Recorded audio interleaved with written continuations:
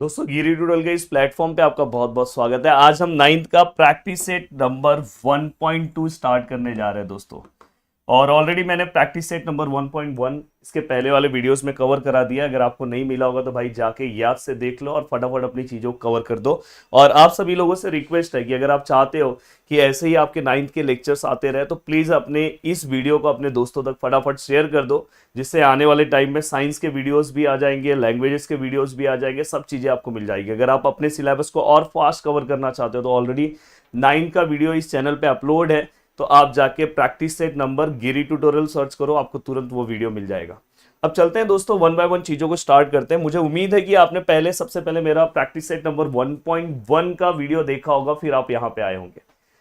अब देखो दोस्तों, यहाँ पे क्या है, the following table for the point on a number line and their coordinates decide whether the pair of segment given below the table are congruent और not. बोल रहे कि ये जो सेगमेंट दिया हुआ है दोस्तों, देखो सेगमेंट डी है, वो सेगमेंट ए बी को कॉन्ग्रेंट है कि नहीं है। कॉन्ग्रेंट मतलब यहाँ पे इनडायरेक्टली हम क्या निकालेंगे दोस्तों, डिस्टेंस निकालेंगे। अगर दोनों का डिस्टेंस सेम है मतलब कॉन्ग्रेंट है, अगर दोनों का डिस्टेंस सेम नहीं है मतलब कॉन्ग्रेंट नहीं है। तो ये पूरा का पूरा फंडा मतलब समझ जाओ प्रैक्टिस सेट नंबर 1.1। अगर जिन्होंने प्रैक्टिस सेट नंबर 1.1 देखा है उनके लिए बहुत ईजी है। अब देखो दोस्तों, मैं यहाँ पे क्या कर रहा हूँ, सेगमेंट डी लिख रहा हूँ, सेगमेंट डी।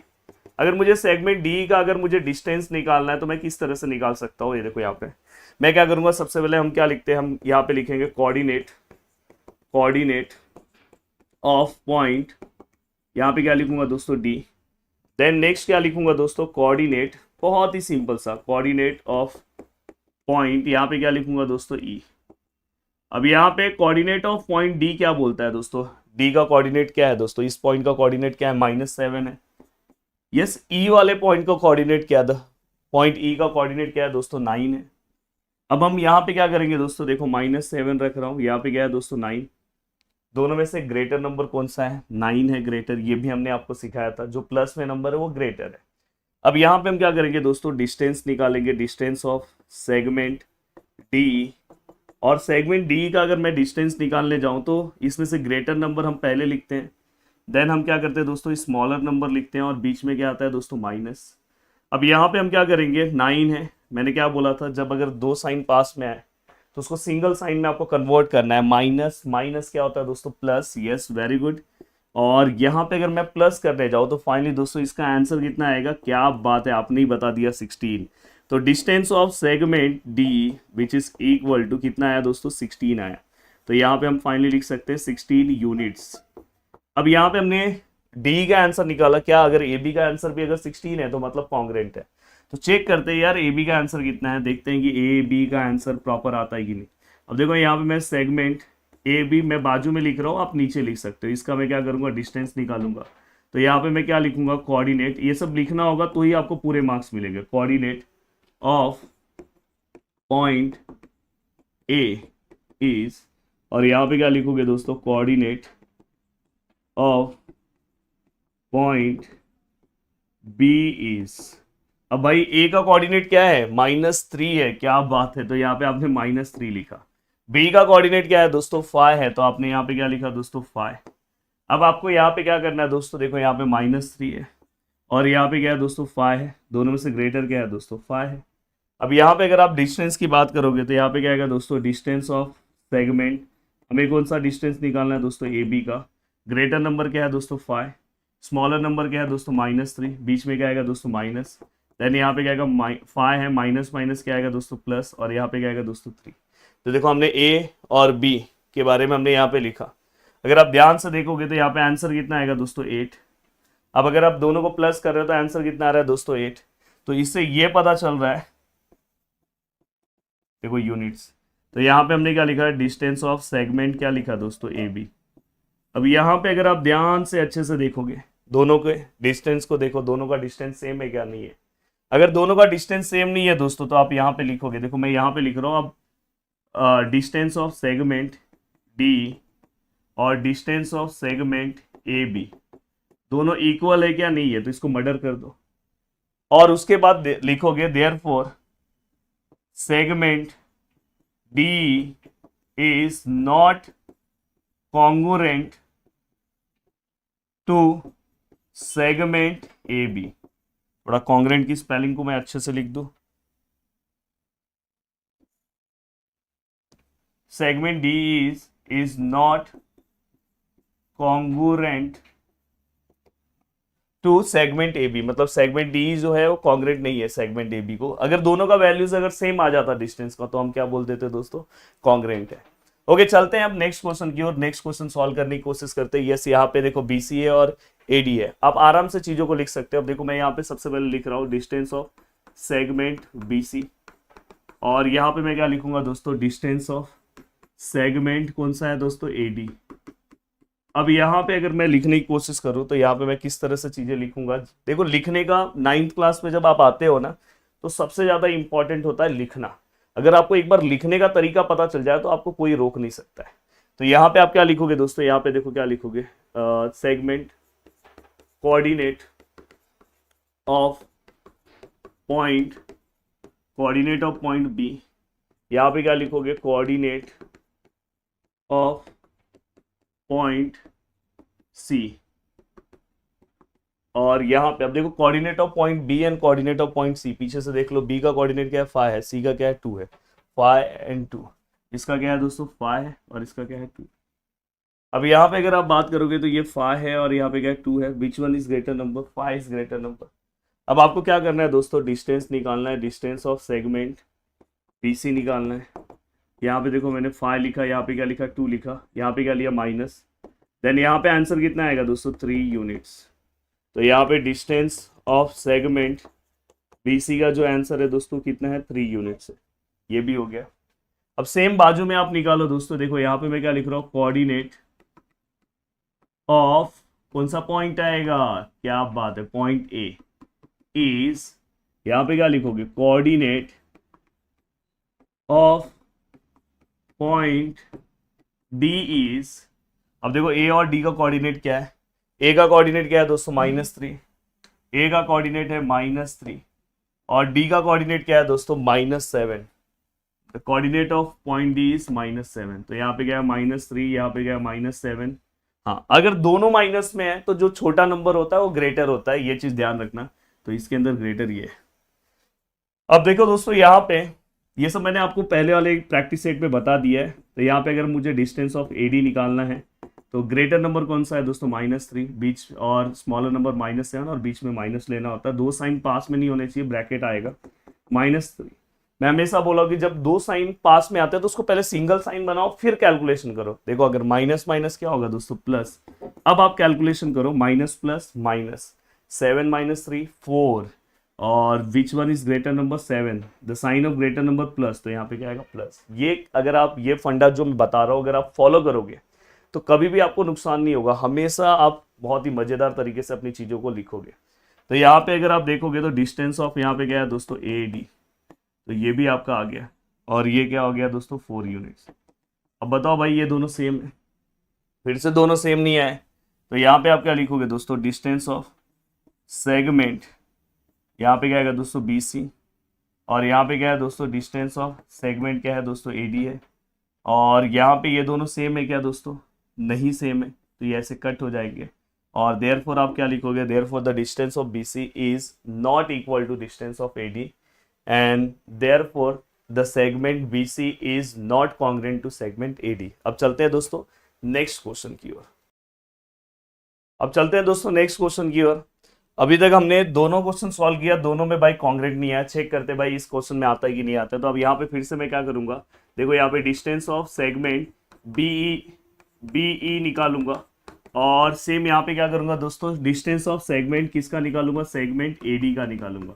अब देखो मैं क्या कर रहा हूँ पता है, अब वो सब पूरा का पूरा कैसे आंसर्स लिखते हैं वो सब मैंने आपको सिखा दिया है। तो यहाँ पे मैं डायरेक्ट बी का कोऑर्डिनेट लिख रहा हूँ। बी का कोऑर्डिनेट क्या है दोस्तों, बी का कोऑर्डिनेट अगर मैं देखने जाऊँ तो 5 है और साथ में मुझे ई का चाहिए, ई का 9 है।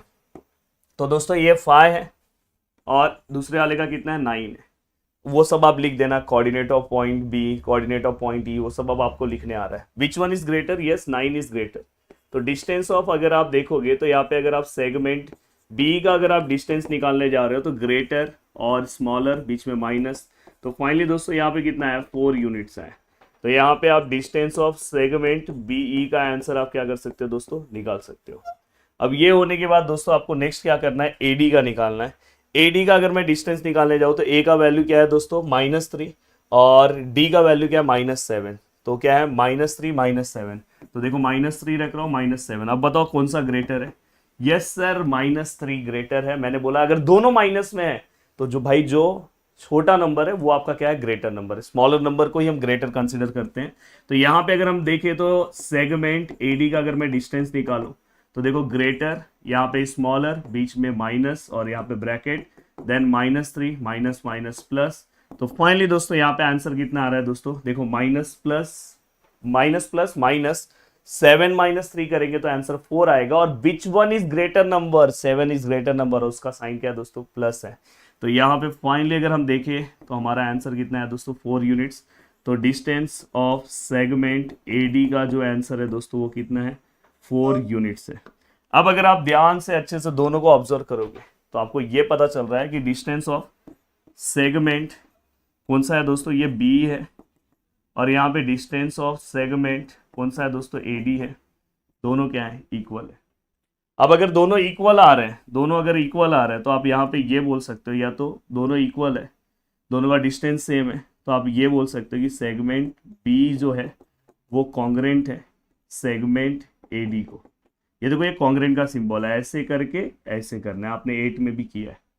और उसके बाद ये नहीं चलेगा, उसके बाद आपको लिखना होगा, उसके बाद आपको क्या लिखना होगा, सेगमेंट बी, यहाँ पे आप लिखोगे answer segment B is congruent to segment AD. आपने यहाँ पे मस्त लिखा, हो गया पूरा का पूरा पार्ट। अब ये पूरा का पूरा पार्ट होने के बाद अब चलते हैं दोस्तों आगे। अब देखो दोस्तों ये बहुत ही सिंपल सा क्वेश्चन है, और ये और इसके बाद जो क्वेश्चन है वो दोनों क्वेश्चन आपको सॉल्व करके जाना चाहिए। इस टाइप के क्वेश्चन में से आपको पूछा जा सकता है कोई भी क्वेश्चन। अब देखो दोस्तों इस टाइप के क्वेश्चन को सॉल्व करने के लिए मैं सबसे पहले डायग्राम का हेल्प लेता हूँ। अब देखो यहाँ पे मैंने एक सेगमेंट ड्रॉ कर दिया। सेगमेंट देखो क्या बोला है, point M is the mid point of segment A B. इस सेगमेंट का नेमिंग हमें क्या देना है दोस्तों, ए बी देना है, और इसका जो मिड पॉइंट है दोस्तों वो क्या है, एम है। मिड मतलब बीच में। अब दोस्तों यहाँ पे इफ ए बी इज 8, उन्होंने हमें बोल दिया कि ये पूरा का पूरा जो ए बी है दोस्तों वो कितना है, 8 है। और हमें क्या फाइंड आउट करना है दोस्तों, ए एम। आप डायरेक्ट बता सकते हो, अगर ये पूरा का पूरा 10 है तो ये कितना होगा, 5 होगा। ये पूरा का पूरा 20 है तो ये कितना होगा, 10 होगा। ये पूरा का पूरा अगर समझो 50 है तो ये कितना होगा, 25 होगा। तो अगर ये पूरा का पूरा 8 है तो ये कितना होगा दोस्तों, 4 होगा। क्या बात है।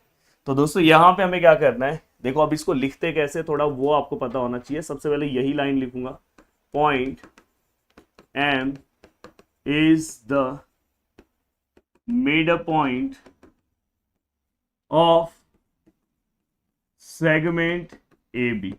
आपने सबसे पहले ये लिखा। अब point M is the mid point of segment A B आपने लिखा। अब इसके बाद हम क्या लिखेंगे दोस्तों, हमें किसका वैल्यू निकालना है, लेंथ ऑफ ए एम निकालना है। तो देखो लेंथ को हम एल से डिनोट करते हैं, जब डिस्टेंस बोलेंगे तो डी लिखा करो, दोनों का मतलब सेम है। यहाँ पे हमें ए एम चाहिए, और मैंने क्या बोला है कि ये वाला जो पार्ट है पूरे बड़े का हमेशा क्या होता है, हाफ होता है। हाफ मतलब 1/2 किसका, पूरे बड़े का। बड़े वाले का नाम क्या है दोस्तों, लेंथ ऑफ ए बी। अब यहाँ पे अगर आप ध्यान से देखोगे तो half of, yes what is A B, 8 है। और फाइनली अगर मैं इसको डिवाइड करूँ तो यहाँ पे आंसर क्या आएगा, 4 यूनिट्स। तो यहाँ पे लेंथ ऑफ ए एम जो यहाँ पे है दोस्तों कितना है, 4 यूनिट्स है। हो गया, ये पूरा का भी पूरा पार्ट आपने सॉल्व कर दिया। अब चलते हैं नेक्स्ट क्वेश्चन की। Point P is the mid point of C D. अब देखो दोस्तों यहाँ ये सी है और ये डी है, और इसका मिड पॉइंट कौन है दोस्तों, पी है। सेम सम है, बस तरीका अलग है, अलग तरीके से पूछा है। यहाँ पे इन्होंने सीपी का वैल्यू क्या दिया है दोस्तों, 2.5, और इन्होंने क्या बोला, सीडी निकालना है। ये पूरे का वैल्यू आपको क्या करना है, फाइंड आउट करना है। कोई तकलीफ नहीं है। अगर ये समझो 5 है तो पूरा कितना होगा, 10 होगा। कोई तकलीफ नहीं है। अगर समझो ये 3 है तो पूरा कितना होगा, 6 होगा। अगर समझो ये सिंगल पागल है तो पूरा क्या होगा, डबल पागल होगा। क्या दिक्कत है यार, देखो तुरंत मैं निकाल रहा हूँ। सबसे पहले वही तरीका है, बट मेरा मैथ्स पढ़ाने का हमेशा से तरीका क्या रहा है पता है, मैं हमेशा से चाहता हूँ कि मैं एक ही मेथड से पूरा का पूरा मैथ्स पढ़ाऊं, तो इसलिए मैं क्या कर रहा हूं, जैसे मैंने पीछे सम सॉल्व करा वैसे ही कराऊंगा। Point P is the mid point of segment C D, मैंने यहाँ पे लिख दिया। उसके बाद हम क्या करते हैं, ये जो सीपी है, length of CP, length of CP जो है वो क्या आएगा, हाफ है। किसका हाफ है, लेंथ ऑफ सीडी का। अब मैं यहाँ चाहूँ तो डबल भी लिख के सम सॉल्व कर सकता हूँ, पर बहुत सारे बच्चों को नहीं समझेगा कब डबल लेना होता है, कब हाफ करना होता है, इसलिए एक ही फंडा मैं लेता हूँ। अब दोस्तों आपको इसमें से दिया क्या है, इस बार सीडी नहीं दिया है, इस बार आपको सीपी दिया है। तो आप सीपी की जगह पे क्या रखोगे, जो उन्होंने दिया है 2.5, यहाँ पे क्या है 1/2, और यहाँ लेंथ ऑफ क्या है दोस्तों, सी डी है। अब ये 2 अगर यहाँ पे देखो नीचे है, यहाँ पे आएगा तो मल्टीप्लाई होगा। अब देखो यहाँ पे आएगा तो मल्टीप्लाई हो जाएगा, तो यहाँ पे क्या आएगा, लेंथ ऑफ सी डी। और फाइनली अगर 2.5 से अगर 2 को आप मल्टीप्लाई करो, देखो मल्टीप्लाई भी मैं दिखाता हूँ। यहाँ पे अगर आप 2 से मल्टीप्लाई करो, 5 2 जा 2 5 जा 10, 1 कैरी, 2 2 जा 4 और 1 5, और पॉइंट के बाद 1 नंबर है, पीछे से 1 नंबर के बाद पॉइंट दो, 5.0 मतलब 5। तो यहाँ पे आंसर कितना है दोस्तों, आपका 5 आया। कितना है, 5। और यहाँ पे क्या आएगा दोस्तों, यूनिट्स, यूनिट्स है क्वेश्चन में, यस। तो यहाँ पे 5 units length of C D. और आप कैमरे पे दिखाई दे रहे हो, आप छुप छुप के जाने की कोशिश कर रहे हो, पर यहाँ पे आप दिख रहे हो तो आप जा सकते हो, कोई दिक्कत नहीं है, पर छुप के जाना, दिखना नहीं चाहिए, छुप जाओ। कितने लोग को आरओ दिखाई दे रहा है, इसलिए कैमरा हमारा, क्योंकि आरओ का जो वजन है मेरे से ट्रिपल है, तो इसलिए हमारा कैमरा जो है ना वो भी स्टैंड नहीं कर पा रहा है। कितने लोग आरओ को देख पा रहे हैं स्क्रीन पे, मुझे कमेंट करके बताना। अब देखो दोस्तों, अब चलते हैं आगे नेक्स्ट पार्ट की ओर। अब देखो ये वाला अगर पार्ट देखने की आप कोशिश करोगे, यहाँ पे देखो ए बी का वैल्यू दिया है। सबसे पहले आप वैल्यू देखो, ए बी का वैल्यू कितना है, 5। बी पी का वैल्यू कितना है दोस्तों, 2 है। एंड ए पी का वैल्यू कितना है दोस्तों, 3.4 है। Centimetre centimetre centimetre. Compare the segment 5 to 3. सबसे पहले मैं क्या करूंगा पता है, जो इसमें सबसे ग्रेटर नंबर है 5 वो लिखूंगा, फिर सेकेंड नंबर पे क्या है 3.4, फिर थर्ड नंबर पे क्या है 2। ये देखो ये सबसे बड़ा है, फिर ये उससे दिखाई दे रहा है ना, ये दोनों में से ये ग्रेटर है इसलिए ग्रेटर का सिंबल ये दोनों में से ये ग्रेटर इसलिए ग्रेटर का सिंबल है यहाँ पे। अब ये आपने लिखा तो ये किसका वैल्यू है, अगर आप ध्यान से देखोगे तो ये किसका वैल्यू है दोस्तों, 5 किसका वैल्यू है, ए बी का। तो यहाँ पे क्या आएगा ए बी। ये किसका वैल्यू है दोस्तों, ए पी का। और ये किसका वैल्यू है दोस्तों, बी पी का। तो बस आपको क्या करना है, कंपेयर करना है, कंपेयर करना है सेगमेंट का। तो ए बी सबसे बड़ा है, देन ये है, देन ये। अब ये पूरा का पूरा पार्ट होने के बाद चलते हैं दोस्तों नेक्स्ट क्वेश्चन की ओर। ये क्वेश्चन इस टाइप के क्वेश्चन नहीं पूछे जाते, हाँ वो जो पहले मैंने कराया वो पूछा जा सकता है। बहुत शानदार क्वेश्चन है और इस क्वेश्चन में बहुत सारे मिस्टेक्स होते हैं। बहुत सारे लोग बुक्स के पीछे के आंसर्स के भरोसे रहते हैं, तो वो भी कॉन्सेप्ट उनका क्लियर नहीं होता, तो बहुत मिस्टेक होता है। मैं चाहता हूँ कि आप बहुत अच्छे से चीज़ों को समझने की कोशिश करो। देखो पहला क्वेश्चन है, right the name of opposite ray of RP. अब देखो यहाँ पे आरपी अगर आप ध्यान से देखोगे, आरपी देखो ये आरपी ये रे होता है, ये हमेशा समझ जाओ, इसको हम रे बोलते हैं और इसको हम सेगमेंट बोलते हैं। ये हमेशा ये चीज पहले क्लियर करो। और रे अगर यहाँ है तो मैं इसको ऐसे भी आगे तक कितना भी आगे मैं बढ़ा सकता हूँ, ये चीज आपको पता होना चाहिए। तो दोस्तों देखो यहाँ पे अपोजिट मतलब जस्ट उसका अपोजिट साइड। जैसे हमें देखो यहाँ पे क्या बोला है, right the name of opposite ray of RP. ये देखो ये आरपी है ना, ये इसका अपोजिट रे, अपोजिट मतलब ये इधर जा रहा है तो इसका अपोजिट इधर होगा, तो इसका अपोजिट क्या है दोस्तों, आर एस है। दूसरा अपोजिट क्या है दोस्तों, आर टी है। या तो आप आर एस लिखो या तो आर टी लिखो, दो रे है। तो यहाँ पे right the name of opposite रे, एक ही पूछा है, रे बस बोला है ना, पर चाहिए तो आप एक दो और लिख दो। तो यहाँ पे देखो मैं आंसर लिख रहा हूं, रे उसका अपोजिट कौन सा है दोस्तों, आर एस है। और दूसरा कौन सा रे है दोस्तों, आर टी। हो गया पहला क्वेश्चन सॉल्व।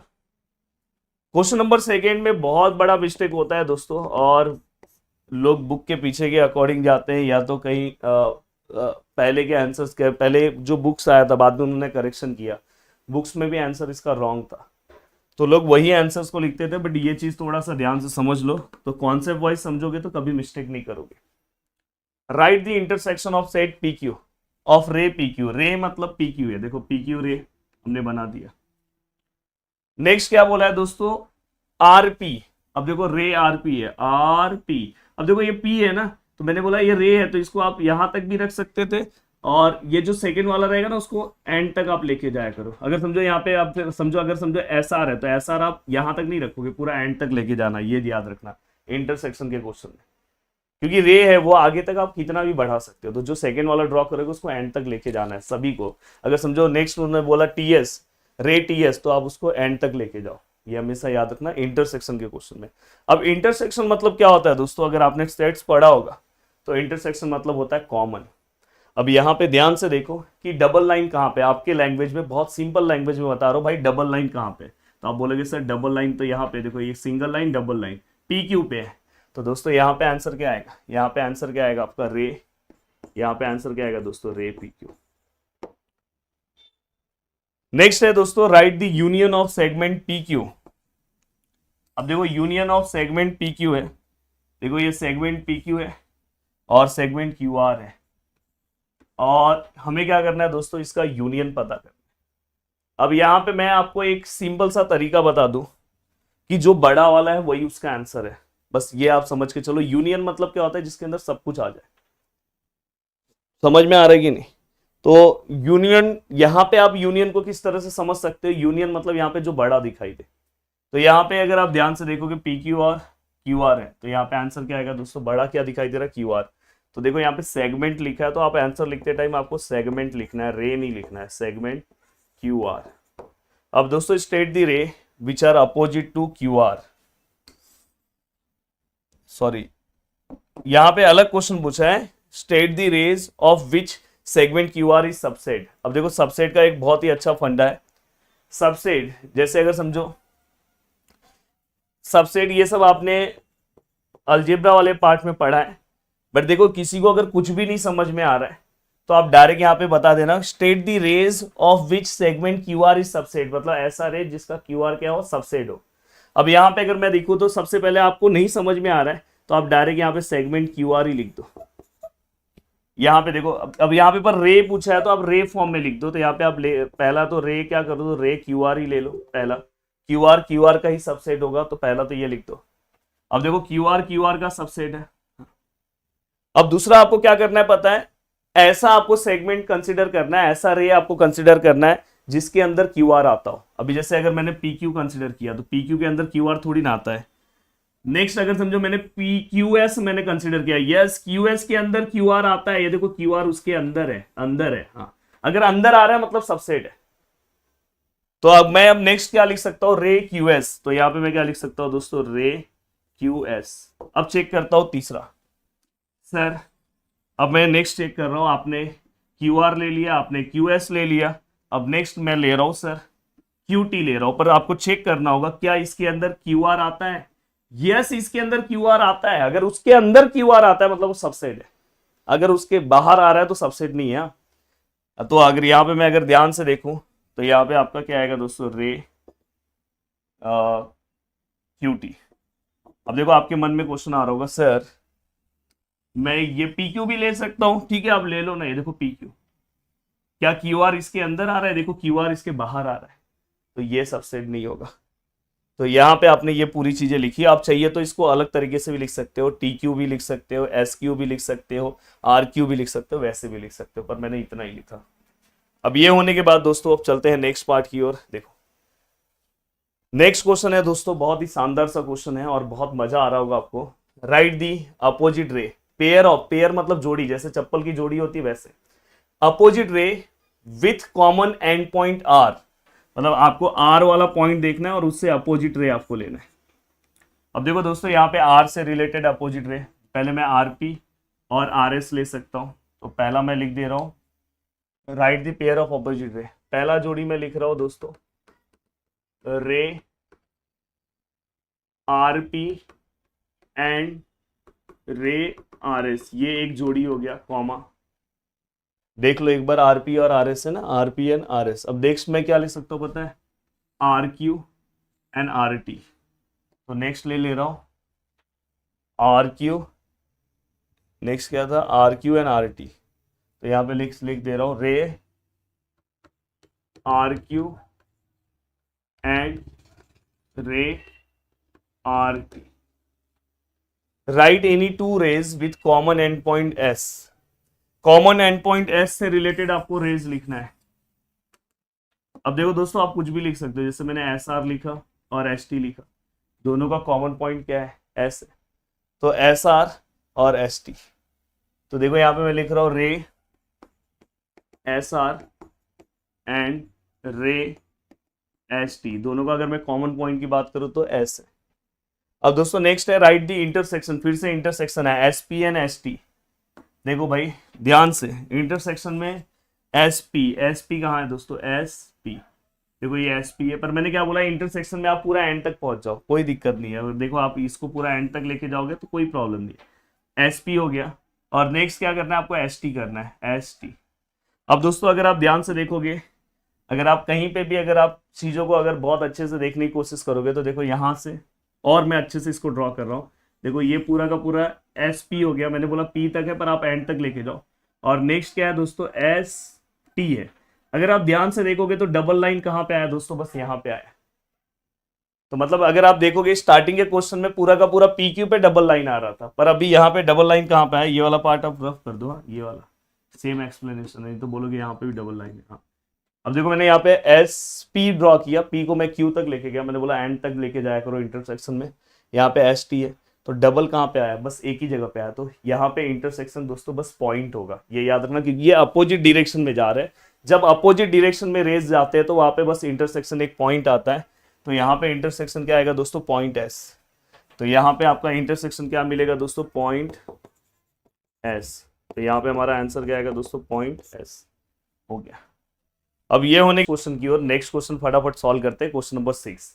क्वेश्चन नंबर 6 भी बहुत ही शानदार सा क्वेश्चन है। अब देखो सबसे पहले मैं क्या कर रहा हूँ पता है, ये जो मुझे नंबर लाइन दिया गया है ना उसको थोड़ा अच्छे से लिख ले रहा हूँ। देखो यहाँ पे 0 है, यहाँ पे 2 है, तो मतलब बीच में क्या आएगा 1, यहाँ पे क्या आएगा 2 और 4 के बीच में क्या आएगा 3, 4 और 6 के बीच में क्या आएगा दोस्तों 5। तो देखो 0 1 2 3 4 5 6, परफेक्ट। यहाँ पे क्या आएगा दोस्तों, -1 -2 -3 -4 -5। तो देखो -1 -2 -3 -4 -5 -6। अब दोस्तों यहाँ पे आपको कुछ क्वेश्चंस पूछा है कि उन्होंने क्या बोला है कि state the points which are equidistant from point B, मतलब पॉइंट बी से इक्वल डिस्टेंस पे ऐसे कौन से पॉइंट है।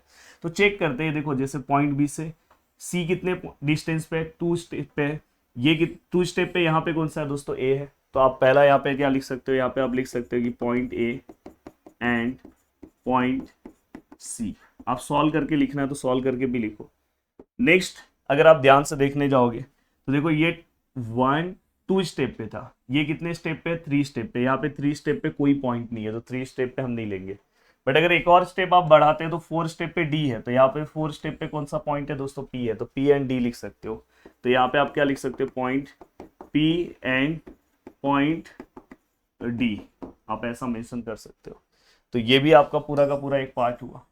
अब ये पूरा का पूरा आपका एक पार्ट होने के बाद अब नेक्स्ट चलता हूं नेक्स्ट क्वेश्चन की ओर। अगर यहाँ पे right the pair of points equi distant from point Q. अब हमें क्या करना है, पॉइंट क्यू से इक्वल डिस्टेंस बताना है यार। क्यू से देखो एक एक स्टेप्स के डिस्टेंस पे यू और एल लिख दो पहला, फिर यहाँ पे अगर देखें तो 2 स्टेप के डिस्टेंस पे कौन सा है, आर और पी लिख दो, फटाफट हो गया, 2 पॉइंट हो गया, तो वो आप लिख लेना। अब देखो दोस्तों ये जो डिस्टेंस वाला पार्ट है ना, ये मैंने आपको पहले ही सिखा दिया है। जैसे अगर समझो आपको यहाँ पे डिस्टेंस ऑफ यू भी निकालना है, भाई ये तो फर्स्ट प्रैक्टिस सेट में भी सिखाया है, यहाँ पे भी सिखाया था, फिर भी चलो सिखा देता हूँ। यू का कोऑर्डिनेट आप लिख देना था, coordinate of point U, coordinate of point V. U का कोऑर्डिनेट क्या है दोस्तों, -5 है, तो मैं डायरेक्ट यहाँ पे -5 लिख रहा हूँ। वी का क्या है दोस्तों, वी का क्या है दोस्तों 5 है, तो मैंने यहाँ पे 5 लिखा। विच वन इज ग्रेटर नंबर, जो प्लस में होता है वो ग्रेटर है। तो यहाँ पे अगर मैं डिस्टेंस ऑफ यू वी निकालूँ तो यहाँ पे क्या आएगा 5, ग्रेटर नंबर, यहाँ पे क्या आएगा दोस्तों स्मॉलर नंबर, बीच में क्या आएगा दोस्तों माइनस, और अगर मैं सॉल्व करूँ तो ये 5 है, माइनस माइनस क्या आएगा प्लस, यहाँ पे 5, फाइनली आंसर कितना आएगा दोस्तों 10 यूनिट्स। तो यहाँ पे प्रॉपर हमें आंसर कितना मिल गया दोस्तों 10 यूनिट्स। तो वैसे आप बाकी के भी डिस्टेंस निकाल सकते हो। उम्मीद कर रहा हूँ कि पूरा का पूरा वीडियो आपको बहुत अच्छा लगा होगा, बहुत अच्छे तरीके से सभी चीज़ें आपको समझ में आई होगी। बस प्लीज़ आप अपने दोस्तों को चीज़ों को शेयर करो, जिससे कहीं ना कहीं हमें एक मोटिवेशन मिलेगा और हम आपके लिए लगातार काम करेंगे। अगर आपको जल्दी जल्दी अपनी चीज़ों को कवर करना है तो इसी चैनल पे आगे के वीडियोस भी अपलोड है दोस्तों, आप उससे भी देख सकते हो। तो बाय बाय, टेक केयर, मिलते हैं नेक्स्ट वीडियो में। जय हिंद दोस्तों।